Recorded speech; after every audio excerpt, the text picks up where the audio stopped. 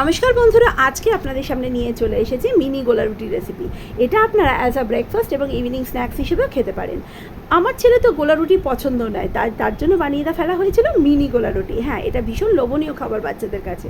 আশা করি আপনাদেরও ভালো লাগবে। তো এটা বানানোর জন্য প্রথমেই নিয়ে নিয়েছিলাম ময়দা, চালের গুঁড়ি, সুজি।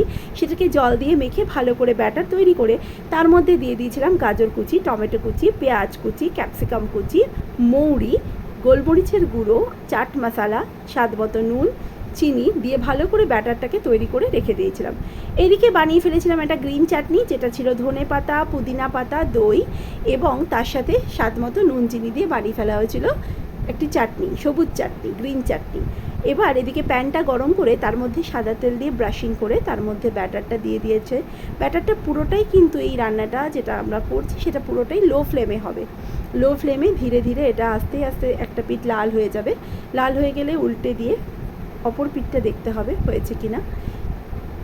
এখানে দেখতেই পাচ্ছ তোমরা, একটা পিঠ লাল হয়ে গেছে বলে আমরা উল্টে দিয়েছি।